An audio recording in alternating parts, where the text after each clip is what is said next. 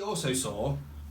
Now we've seen two Brie Larson films this week. We got two for the price of one. As well as Kong. I'll get one Brie. This is why. You're wasted at work, mate.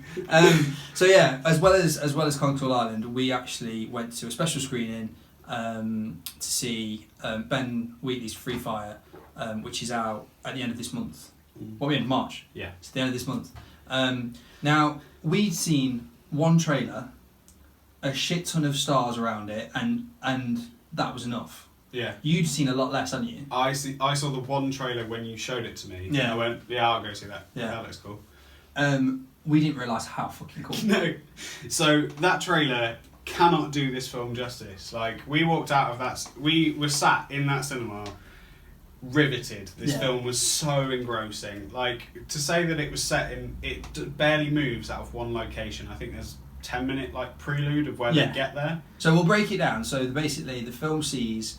all it focuses on is an arms deal between two fellas, supposedly from the IRA, head to Boston to buy some guns. The deal just goes absolutely sideways, and everyone's shooting at everyone else.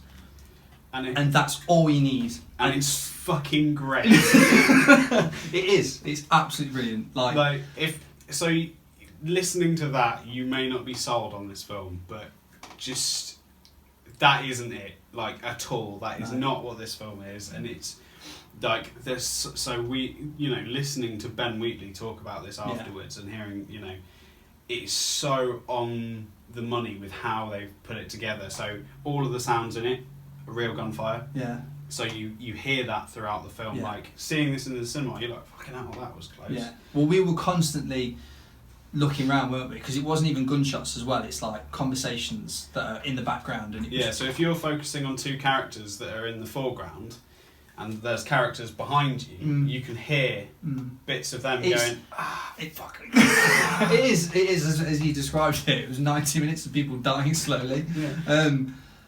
And it was just, I think as well, every facet of it is just like perfectly handled.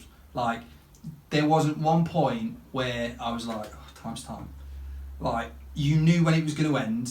You didn't know how, but it was every part of it, every penny is spent to perfection on every single department, because I suppose realistically, whilst it's a simple idea, it's such a hard story to start and continue and keep you focused on that, because there have been other films where it has focused on one particular thing, Phone Booth, Buried, Lock. Admittedly, Lock's fucking brilliant. Buried's okay, but if it loses you, it's lost you. Yeah. This just keeps you hooked, and like the cast.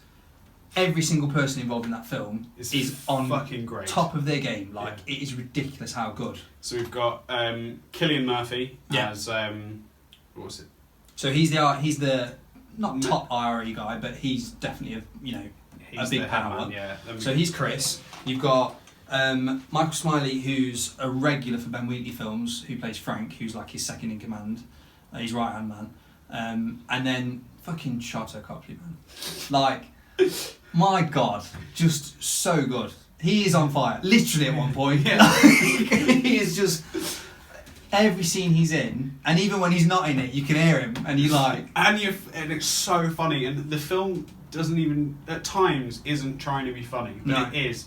There's physical humour, there's actually funny, there's the exasperation, like, you can tell they're all shot. Fucked. Almost all of them are shot within the first 10 minutes of this gunfight breaking out. Yeah. And they slowly go through the film and get shot more, and then slowly people are dying, and like, there isn't a line of dialogue in this that doesn't hit right on the money. It's like, it's witty, it's dark, it's like...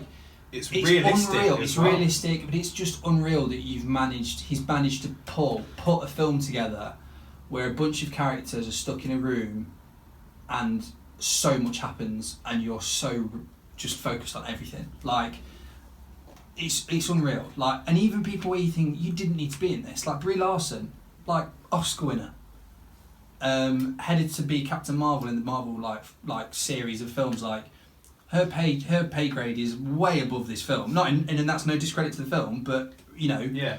even below, I'd imagine even below the room, like just everyone is spent in just the right way. Like Armie Hammer, like who is not in enough. Like he was the Winklevoss twins in The Social Network.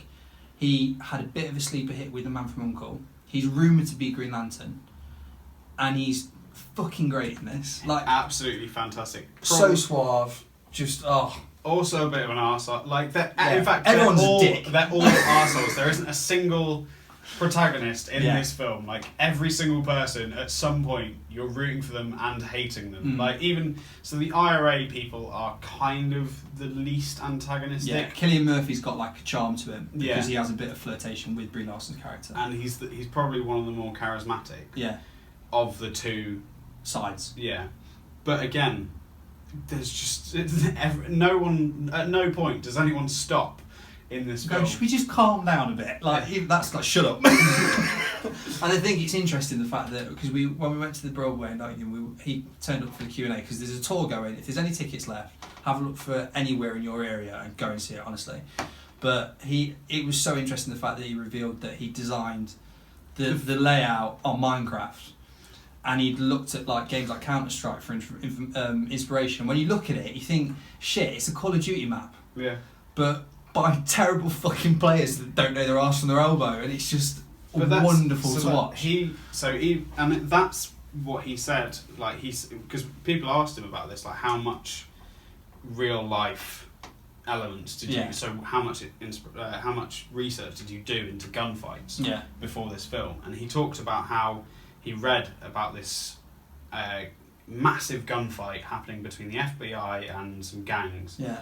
And it went on for 40 minutes. Yeah. And it was just people who trained to use guns their entire life, and they're just missing and getting shot all over the place, and it was a fucking mess. And he was like, I wanted to highlight, because he was saying about how in most films a shootout is a quick and diving, and it's not like that's not real life. No. That's not what happens. I mean, don't get me wrong, we enjoy it. Like, when you look at the comparison, so we've got this and we've got John Wick, right? Yeah.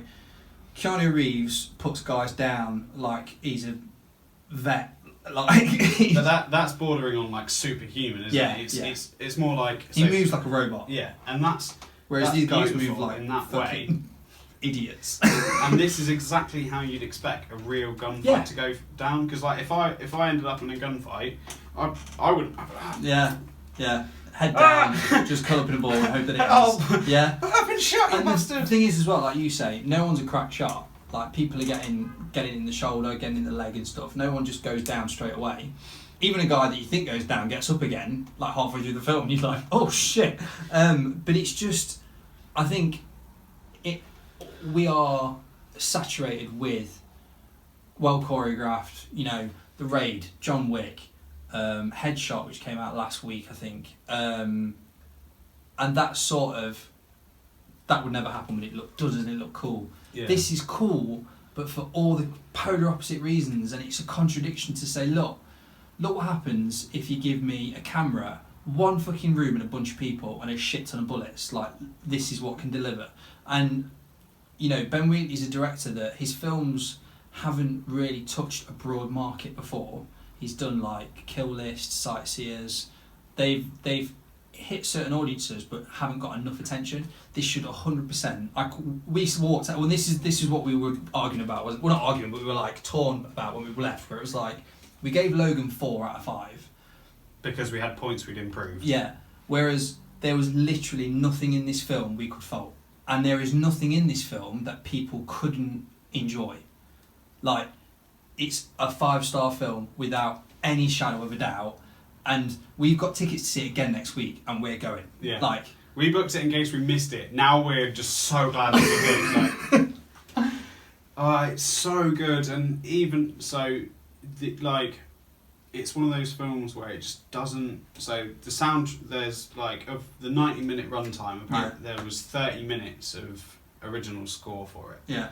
So because most of the time you're listening to the real sounds that are happening in this thing, and it makes you feel like you're there. So the amount of authenticity that they put into this film, like even to the point where where the camera is and how loud and soft the gunshots are is spot on. Like, you are in that warehouse. You're there. You can hear people talking behind you that are actually in the film. Yeah. Like, because you were saying you turned back to look at. I was going to tell someone to shut up because they kept whispering. And then you realised it was fucking Schultz. Like, Company is yelling like it's all. It's flawless. It's absolutely flawless. Like I said at the beginning of the year, like with Oscar season, you always get those top-notch films. Now that's obviously died down, and we've got some great films on the way that we're looking forward to. But it's so good to see a film that you didn't expect just completely knock you for a loop and go like you've since we've started this, you've probably seen more films since we've started. Oh, absolutely, yeah. And like I can't speak for you. Like it's films like this where you're like, I'm so glad because I would never have seen this. Yeah. 100% wouldn't have seen it. I wouldn't have heard about it. I wouldn't have gone to see it. One of my mates may have told me in like a year's time, been like, you should have seen that film 3 hours. It was great. And do you think when it comes out for like home release and stuff, do you think that's going to affect it? You're going to have a really good soundbar to really, really enjoy this film, which is so weird for a film, again, where the budget couldn't have been that much, surely, because there's not a lot in it. But what is in it is so fucking good. Yeah, and it's like they get every fucking penny's worth. Like, so this just shows the budget for Kong Skull Island and the budget for this film and the results. Like, it's just amazing. You know, maybe because it's a lower budget film, we get such higher quality. Like, it forces you to work with what you've got.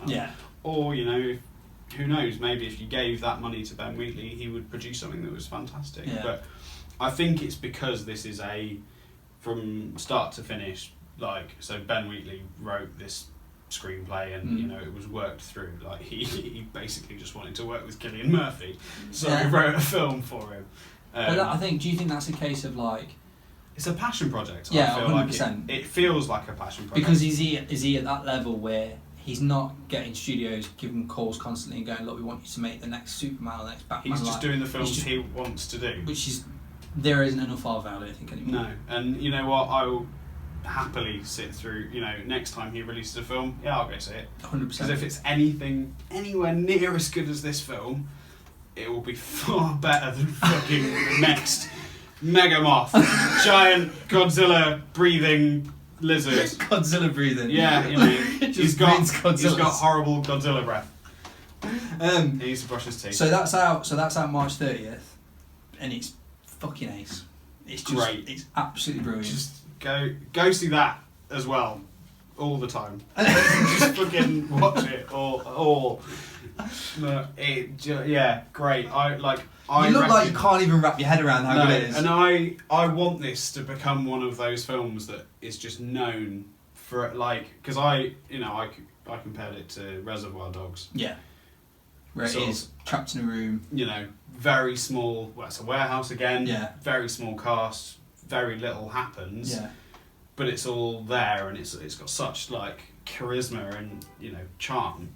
I want it to be that. I want it to be down the line, you know.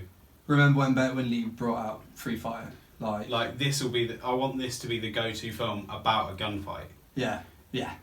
100%, because it's how gunfights should be. Yeah, and like to say that most gunfights in films last 5 minutes and this lasts 45, and at no point. Well, you're looking at an hour. An hour and. Well, so it's a 90-minute runtime. So an hour and 20 minutes easily, because like you say, 10 minutes of it, and then it just starts, and it's just like, oh fuck, it's all kicking off, and you're so glad it is, and everyone's brilliant. The film's brilliant.